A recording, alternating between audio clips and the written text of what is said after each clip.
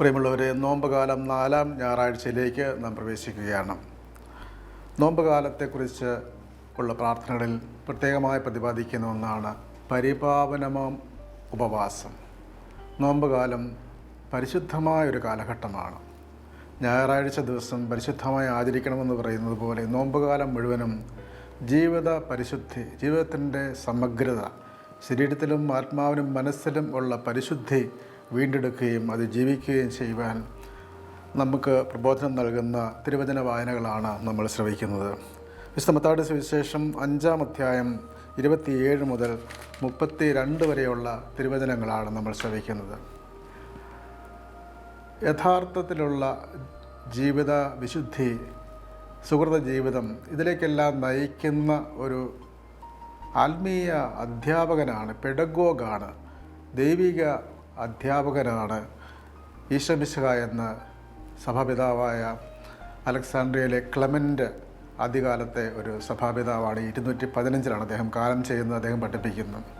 അപ്പോൾ ഈശോ ശരിയായ പ്രബോധനങ്ങൾ നൽകി പഠിപ്പിക്കുന്ന ഒരു വെർച്വസ് ലൈഫ്, സുഹൃതസന്യമായ ജീവിതം നയിക്കുവാൻ പഠിപ്പിക്കുന്ന ഒരു അധ്യാപകനാണ്.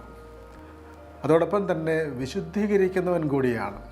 അതുകൊണ്ട് ഇന്നത്തെ തിരുവചന വായനകൾ പ്രമേയം മുഴുവനും വിശുദ്ധിയെക്കുറിച്ചാണ്, ആത്മാവിൻ്റെയും ശരീരത്തിൻ്റെയും വിശുദ്ധിയെക്കുറിച്ചാണ്. മത്തായിയുടെ സുവിശേഷം 5-ാം അധ്യായം 27 മുതലുള്ള വാക്യങ്ങളിൽ നമുക്കറിയാം, ഈ മത്തായിയുടെ സുവിശേഷത്തിലെ 5:21 മുതൽ 6 വിരുദ്ധ അലങ്കാരങ്ങൾ ഉപയോഗിച്ചുകൊണ്ട് പഴയ നിയമത്തിൽ നിങ്ങളിങ്ങനെ കാണുന്നു, എന്നാൽ ഞാൻ നിങ്ങളോട് പറയുന്നു എന്ന് പറഞ്ഞുകൊണ്ട് ഈശോ പഴയ നിയമത്തെ പൂർത്തീകരിക്കുകയാണ്. അതിന് കാരണം മത്തായിയുടെ ആ സുവിശേഷം ശ്രവിച്ച, അല്ലെ മത്തായിയുടെ സുവിശേഷം ഉരുത്തിരിഞ്ഞ യൂദയായിലെ സഭയിൽ യഹൂദന്മാരെന്ന് വ്യത്യസ്തമായി ക്രൈസ്തവ സമൂഹത്തിൻ്റെ ജീവിതചര്യ എങ്ങനെയായിരിക്കണം, ഒരു ക്രൈസ്തവൻ ജീവിക്കേണ്ടത് ഏത് മനോഭാവത്തിലായിരിക്കണം, നിയമങ്ങളോടുള്ള സമീപനം എങ്ങനെയായിരിക്കണം എന്നുള്ള കർത്താവിൻ്റെ ചില നിയമങ്ങളുടെ തിരുത്തലുകൾ, നിയമങ്ങളുടെ പൂർത്തീകരണമാണ് നമ്മൾ കാണുന്നത്. അതിൽ 2-ാമത്തെ കാര്യമാണ് ഈശോ പഠിപ്പിക്കുന്നത്. പഴയ നിയമത്തിൽ 10 കൽപ്പനകളിൽ മോശയുടെ ആ 10 കൽപ്പനകളിൽ വ്യഭിചാരം ചെയ്യരുത് എന്നുള്ള കൽപ്പന. ഉൽപ്പത്തി പുസ്തകം 20:16, നിയമാവർത്തന പുസ്തകം 5:18 അത് വലിയ കഠിനമായ ശിക്ഷ, വധശിക്ഷ വരെ അർഹിക്കുന്ന ശിക്ഷയായിട്ട് കണക്കാക്കുകയാണ്. എന്നാൽ ഈശോ ഈ പ്രബോധനത്തെ കുറേ കൂടെ സമഗ്രമായി സമീപിക്കുകയാണ്. ഇങ്ങനെ കൽപ്പിച്ചിട്ടുണ്ടെന്ന് നിങ്ങൾ കേട്ടിട്ടുണ്ടല്ലോ, എന്നാൽ ഞാൻ നിങ്ങളോട് പറയുന്നു, ആസക്തിയോടെ സ്ത്രീയെ നോക്കുന്നവൻ ഹൃദയത്തിൽ അവളുമായി വ്യഭിചാരം ചെയ്ത് കഴിഞ്ഞിരിക്കുന്നു. അപ്പോൾ കർത്താവോട് പറയുന്ന കാര്യം, ഹൃദയത്തിൽ ആണ് തെറ്റ് ചെയ്തിരിക്കുന്നത്. ലംബ എന്നുള്ള വാക്ക്, സുറിയാനി വാക്ക്, ഹൃദയം എന്നാൽ ബുദ്ധിയുടെയും വികാരങ്ങളുടെയും ഇച്ഛകളുടെയും തീരുമാനങ്ങളുടെയും എല്ലാം ഉറവിടമാണ്. ഹൃദയത്തിൽ നിന്നാണ് മനുഷ്യൻ്റെ തിന്മകളെല്ലാം പുറത്തു വരുന്നത്. അതുകൊണ്ട് ആസക്തിയോടെയുള്ള നോട്ടം, ആ നോട്ടത്തിൽ തന്നെ അവൻ പാപം ചെയ്ത് കഴിഞ്ഞിരിക്കുന്നു. അതുകൊണ്ട് ഹൃദയത്തിൻ്റെ വിശുദ്ധീകരണം ആവശ്യമാണ്. മത്തായിയുടെ സുവിശേഷം 6-ാം അധ്യായം 22 മുതൽ പറയുന്നുണ്ടല്ലോ, കണ്ണ് ശരീരത്തിൻ്റെ വിളക്കാണ്. നിൻ്റെ കണ്ണ് കലർപ്പുള്ളതാണെങ്കിൽ നിനക്ക് ശരിയായ കാഴ്ചയില്ല. കലർപ്പുള്ള തിന്മ നിറഞ്ഞ കണ്ണുകൾ മനുഷ്യനെ തെറ്റായ ആസക്തികളിലേക്ക് നയിക്കുന്ന പഞ്ചേന്ദ്രിയങ്ങളുടെ പ്രാധാന്യങ്ങളിലൊന്നാണ്. ഉൽപ്പത്തി പുസ്തകം 3:6 നമ്മൾ കാണുന്നുണ്ടല്ലോ, ഈ ഹവ്വ പഴം പറിച്ച് തിന്നാൻ കാരണം എന്താണ്? പഴം ആസ്വാദ്യകരവും കണ്ണിന് കൗതുകകരവും അറിവേകുന്നതുമാണെന്ന് കരുതി. കണ്ണിലൂടെയാണ് വാസ്തവത്തിൽ പാപം കടന്നു വരുന്നത്. അത് ഹൃദയത്തിൽ ഉള്ള അഭിലാഷം ജനിപ്പിച്ചു. അങ്ങനെ ഹൃദയത്തിൽ മനുഷ്യൻ്റെ പാപങ്ങൾ ഉത്ഭവിക്കുന്നത് ഹൃദയത്തിലാണ് എന്ന് യാക്കോബിൻ്റെ ലേഖനത്തിൽ നമ്മൾ വായിക്കുന്നുണ്ട്. യാക്കോബ് 1:14, ദുർമോഹങ്ങൾ ഗർഭം ധരിച്ച് പാപത്തെ പ്രസവിക്കുന്നു, പാപം പൂർണ്ണ വളർച്ചയെത്തുമ്പോൾ മരണത്തെ ജനിപ്പിക്കുന്നു. അപ്പോൾ ഹൃദയത്തിൽ പാപം ചെയ്യുക എന്ന് പറഞ്ഞതിൻ്റെ അർത്ഥം ആ ഹൃദയം ദുർമോഹങ്ങളിൽ നിറഞ്ഞ് ജീവിക്കുന്ന അവസ്ഥ, അതാണ് മനുഷ്യനെ പാപകരം ആ ജീവിതത്തിലേക്ക് നയിക്കുന്നത്. 1 യോഹന്നാൻ 2:16, പലതരത്തിലുള്ള ദുരാശകൾ, ജഡത്തിൻ്റെ ദുരാശകൾ, കണ്ണിൻ്റെ ദുരാശ, ലോകത്തിൻ്റെ അഹന്ത. അപ്പോൾ കലർപ്പുള്ള കണ്ണുകൾ, തിന്മ നിറഞ്ഞ കണ്ണുകൾ തിന്മയിലേക്ക് അവനെ നയിക്കുകയാണ്. അതുകൊണ്ട് കർത്താവ് പറയുകയാണ്, തെറ്റായ നോട്ടം. ഇന്നത്തെ ഒന്നാമത്തെ വായന, അതിൽ നമ്മൾ കാണുന്നത് തെറ്റായ ജീവിതത്തിലേക്ക് ആനയിക്കുന്ന ഒരു സംഭവമാണ് സോതോമിൻ്റെ പാപം. സോതോമി എന്ന വാക്ക് തന്നെ അതിൽ നിന്നാണ് ഉണ്ടാകുന്നത്. സ്വവർഗ തരത്തിലുള്ള ബന്ധങ്ങൾ, അതിലേക്കുള്ള ആകർഷണങ്ങൾ. പഴയ കാലഘട്ടങ്ങളിൽ അങ്ങനെയുള്ള തിന്മയുടെ സംഹാര താണ്ഡവം ഉണ്ടായിരുന്ന സ്ഥലങ്ങളിലൊന്നാണ് ഈ സോതോം. അവിടെ ലോത്തിനെ സന്ദർശിച്ച ദൂതന്മാരെ തിന്മയിലേക്ക് നയിക്കുവാൻ അവിടെയുള്ള ചെറുപ്പക്കാർ, പുരുഷന്മാർ വരുമ്പോൾ അവിടെ കാണുന്നൊരു കാര്യം, അവരെ ഞങ്ങളുടെ അടുക്കിലേക്ക് വിട്ടയക്കണം എന്നാവശ്യപ്പെട്ടുകൊണ്ട് ആളുകൾ വരുമ്പോൾ ലോത്ത് ഇവരെ സംരക്ഷിക്കുവാൻ വേണ്ടി കതക് അടച്ചിടുകയാണ്. പക്ഷേ ഒടുവിൽ അവർ വീണ്ടും കതക് തള്ളി തുറക്കുവാൻ ശ്രമിക്കുമ്പോൾ ലോത്തിൻ്റെ അതിഥികൾ, ഉൽപ്പത്തി പുസ്തകം 19:10, ലോത്തിൻ്റെ അതിഥികൾ കൈ നീട്ടി അവനെ വലിച്ച് വീട്ടിനുള്ളിലാക്കിയിട്ട് വാതിലടച്ചു. വാതിൽക്കുണ്ടായിരുന്ന എല്ലാവരെയും അവർ അന്ധരാക്കി. അവർ വാതിൽ തപ്പിത്തടഞ്ഞ് വലഞ്ഞു. അപ്പോൾ ഇവർക്കുണ്ടായ ശിക്ഷ എന്താണ്? അന്ധരാക്കിയെന്നാണ്. അവരുടെ കണ്ണുകൾ തെറ്റായ കാഴ്ചയിലേക്ക്, തിന്മയിലേക്ക് വന്ന ആളുകളുടെ കണ്ണുകൾ അന്ധമാക്കുകയാണ്. പിന്നീട് നമുക്കറിയാം, സൊദോം ഗൊമോറ നശിപ്പിക്കപ്പെടുന്നു. തിന്മയുടെ അസാൻമാർഗീയതയുടെ കൂത്തരങ്ങായിരുന്നു ആ നഗരം. അത് നശിപ്പിക്കപ്പെട്ടു. അപ്പോൾ തിന്മ നിറഞ്ഞ ആ ലോകത്തിലേക്ക് ഉറ്റുനോക്കുമ്പോൾ തിന്മ തന്നെയാണ് ഉണ്ടാകുന്നത്. അതുകൊണ്ടാണ് അവരുടെ കണ്ണുകൾ അന്ധമാക്കുന്നത്. ഇന്നത്തെ രണ്ടാമത്തെ വായനയിൽ 2 സാമുവേൽ 12-ാം അധ്യായം 1 മുതൽ 12 വരെയുള്ള വാക്യങ്ങളിൽ, തുടർന്ന് 13, 14 വാക്യങ്ങളിൽ നാഥാൻ പ്രവാചകൻ ദാവീദിനെ കുറ്റപ്പെടുത്തുന്നതാണ്. ദാവീദിൻ്റെ പാളിപ്പോയ ഒരു നോട്ടം വലിയ പാപത്തിലേക്ക് നയിച്ചു. ആ പാപം ഒരു കൊലപാതകത്തിലേക്ക് നയിക്കുന്നു. ഇതെല്ലാം കഴിയുമ്പോഴാണ് നാഥാൻ പ്രവാചകൻ്റെ അരങ്ങേറ്റം. നാഥാൻ ആ കഥ പറഞ്ഞതിന് ശേഷം പറയുകയാണ്, ഒരു പാവപ്പെട്ടവൻ്റെ ഒരേ ഒരു ആടിനെ കൊന്ന് അതിനെ ഭക്ഷിച്ചവൻ, അവനെ എന്ത് ചെയ്യണം എന്ന് ചോദിച്ചപ്പോൾ ദാവീദ് പറഞ്ഞു, അവൻ മരിക്കുക തന്നെ ചെയ്യണം. അപ്പോൾ നാഥാൻ ക്രുദ്ധനായി ദാവീദിൻ്റെ മുഖത്ത് നോക്കിക്കൊണ്ട് ശക്തമായ ഭാഷയിൽ, അതാണ് 2 സാമുവേൽ 12:7, ആ മനുഷ്യൻ നീ തന്നെ. അപ്പോൾ ദാവീദിൻ്റെ പാളിപ്പോയ ഒരു നോട്ടം അവനെ വലിയ പാപത്തിൻ്റെ അഗാധതയിലേക്ക് തള്ളിവിട്ടു, പാപങ്ങളുടെ പരമ്പരകളിലേക്ക് തള്ളിവിട്ടു. അതിനുശേഷം 13-ാം വാക്യം മുതൽ കാണുന്നത് ദാവീദ് അനുതപിക്കുകയാണ്. പഴയ നിയമത്തിൽ പല പാപങ്ങൾക്കും പാപപരിഹാര ബലികളുണ്ട്. പക്ഷേ ചില പാപങ്ങൾക്ക് പരിഹാര ബലി അർപ്പിച്ചാൽ പോലും തീരുകയില്ല. കൊലപാതകം, വ്യഭിചാരം അതിൽപ്പെട്ട ഒന്നാണ്. അതുകൊണ്ടാണ് ദാവീദിൻ്റെ സങ്കീർത്തനത്തിൽ അദ്ദേഹം പ്രാർത്ഥിക്കുന്നു. സങ്കീർത്തനം 51, 16, 17, ബലികളും കാഴ്ചകളും അങ്ങ് പ്രസാദിക്കുന്നില്ല. നുറുങ്ങിയ ഹൃദയം, തകർന്ന ഹൃദയമാണ് അങ്ങക്ക് പ്രസാദകരം. അപ്പോൾ ബലി പോലും അതിന് പരിഹാരമല്ല, തകർന്ന ഹൃദയം. അങ്ങനെ അനുദപിച്ചു. ദാവീദ് തൻ്റെ പാപത്തെക്കുറിച്ചുള്ള അനുതാപം അദ്ദേഹത്തിനുണ്ടായി. അതുകൊണ്ട് കർത്താവ് പഠിപ്പിക്കുന്നത് തിന്മയുടെ ഒരു ജീവിതം, തിന്മയിലേക്കുള്ള നോട്ടം. നമുക്കറിയാം, സൊദോം ഗൊമോറ നശിച്ചപ്പോൾ ആ തിന്മ നിറഞ്ഞ നഗരത്തിലേക്ക് നോക്കിയ ലോത്തിൻ്റെ ഭാര്യ തന്നെ ഉപ്പുതൂണായിപ്പോയി. തിന്മയിലേക്കുള്ള നോട്ടം, നേരിട്ടുള്ള നോട്ടം, പരോക്ഷമായ നോട്ടം, വെർച്വലായ സാങ്കേതിക വിദ്യകളിലൂടെയുള്ള നോട്ടം, ഇതെല്ലാം മനുഷ്യനെ തിന്മയിലേക്ക്, നരകത്തിലേക്ക് അവൻ എറിയപ്പെടുന്ന അവസ്ഥയിലേക്ക് കൊണ്ടുവരികയാണ്.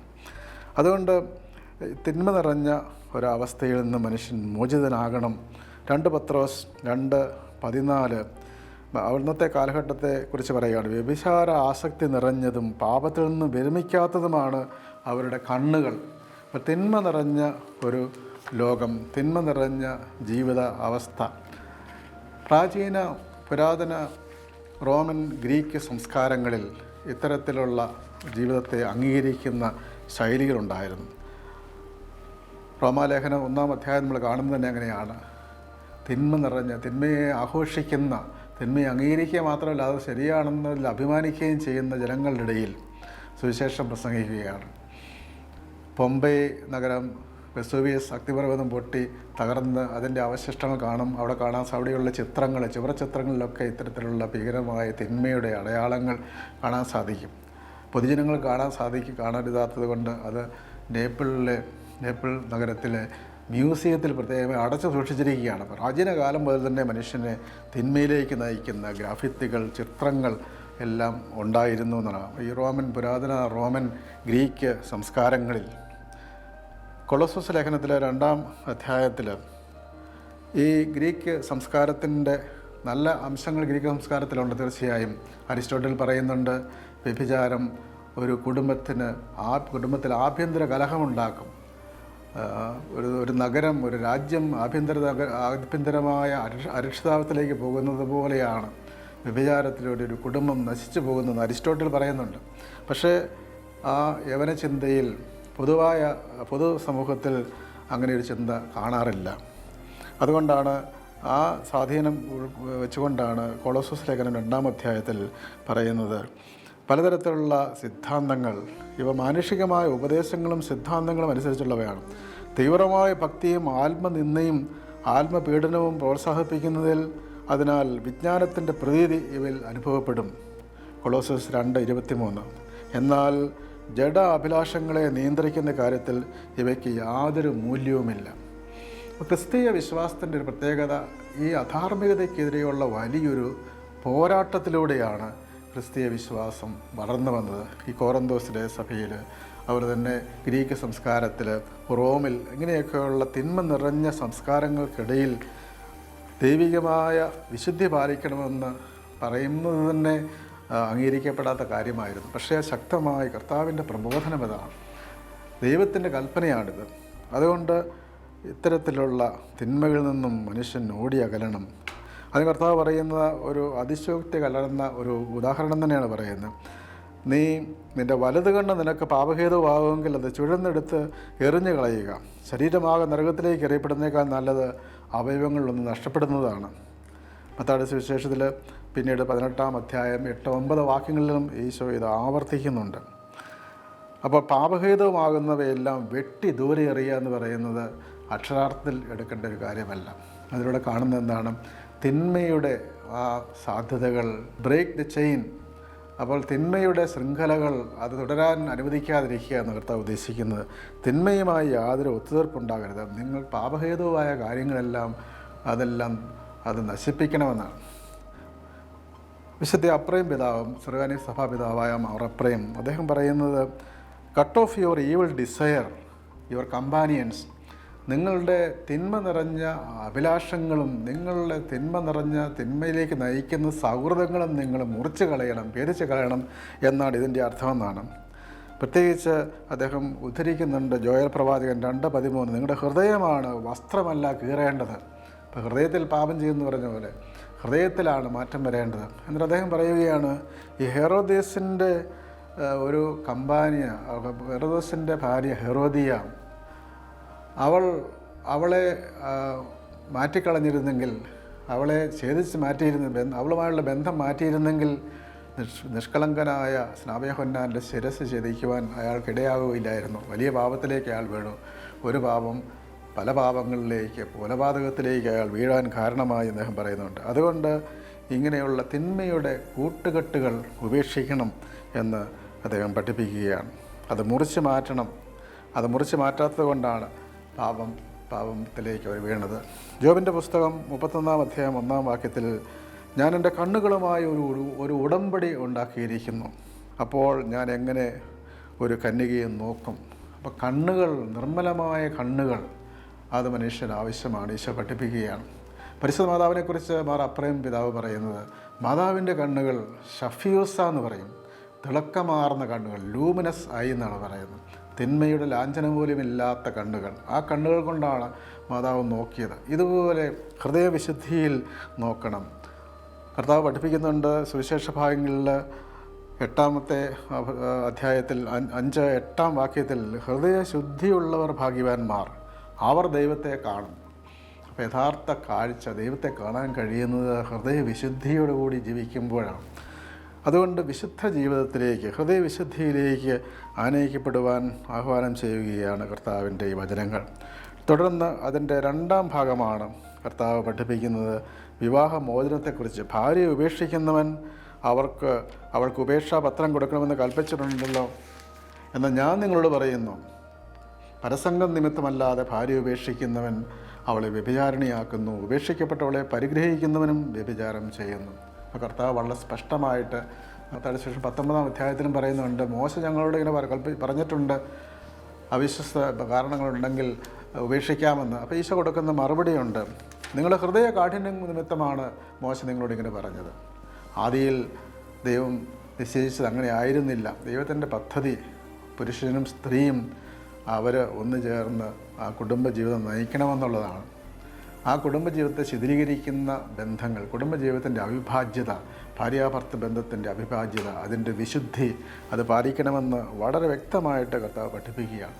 ഇന്ന് ലോകത്തിലെ വിവാഹമോചന കോടതികളിലെ കേസുകളുടെ എണ്ണം പെരുകിക്കൊണ്ടിരിക്കുകയാണ്. നിസ്സാര കാര്യങ്ങൾ കൊണ്ട് കുടുംബജീവിതത്തെ ഇട്ടെറിഞ്ഞു പോകുന്നു. അരിസ്റ്റോട്ടിൽ പറയുന്നത് പോലെ ഒരു രാജ്യത്തിലെ ആഭ്യന്തര കലഹം ഉണ്ടാകുന്നത് പോലെ കുടുംബങ്ങൾക്ക് ആഭ്യന്തര കലഹമുണ്ടാകുന്നു, കുഞ്ഞുങ്ങൾ വഴിയാധാരമാകുന്നു. അങ്ങനെ സമൂഹം തന്നെ ശിഥിലീകരണത്തിലേക്ക് പോകുന്നു. ഒരു ക്രൈസ്തവ സമൂഹത്തിൽ അങ്ങനെയുള്ള തിന്മയുടെ സ്വാധീനം ഉണ്ടാകരുത്. അതുകൊണ്ട് കർത്താവ് ഇന്നത്തെ സുവിശേഷത്തിലൂടെ നമുക്ക് നൽകുന്ന വലിയ സാരോപദേശം എന്താണ്? മനുഷ്യ ശരീരത്തെ എന്ത് ചെയ്യണം? ഹൈന്ദവ സിദ്ധാന്തം അനുസരിച്ച് യോഗായ പതഞ്ജലിയുടെ യോഗാസൂത്രത്തിൽ പറയുന്നുണ്ടല്ലോ, ശരീരമദ്യം ഖലു ധർമ്മസാധനം. ശരീരം ധർമ്മം ചെയ്യാൻ വേണ്ടിയുള്ളതാണ്.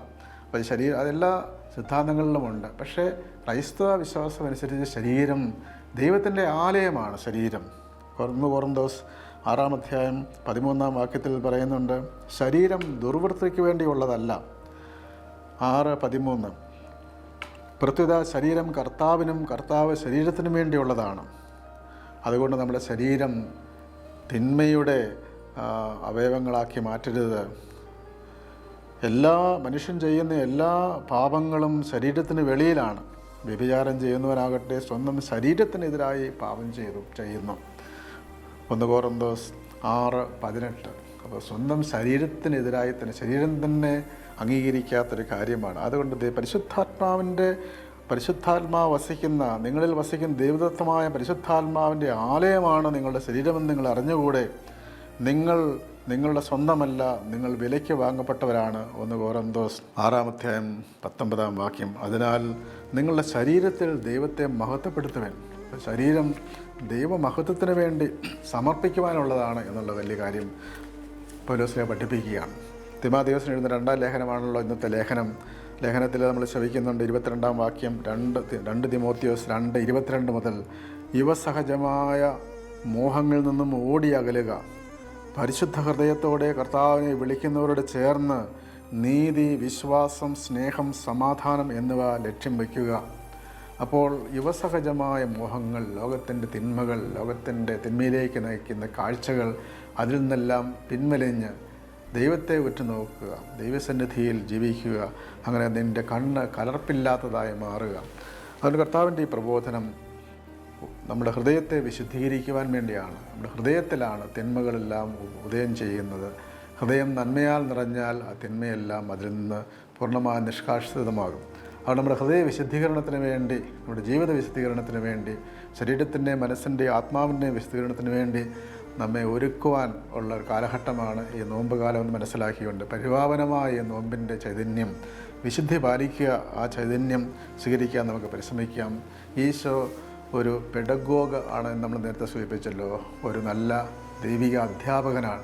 അതോടൊപ്പം തന്നെ വിശുദ്ധീകരിക്കുന്ന നിത്യപുരോഹിതൻ കൂടിയാണ്. സ്വന്തം ജീവിതം ബലിയായി അർപ്പിച്ച് നമുക്ക് വിശുദ്ധീകരണം നൽകിയവനാണ്. അതുകൊണ്ട് ഈ വിശുദ്ധി പാലിക്കുവാനുള്ള കൃപയ്ക്ക് വേണ്ടി ഈശോയോട് പ്രാർത്ഥിച്ചുകൊണ്ട് ഈ ഞായറാഴ്ച നമുക്ക് ആചരിക്കാം. ദൈവം നമ്മെ എല്ലാവരെയും അനുഗ്രഹിക്കട്ടെ.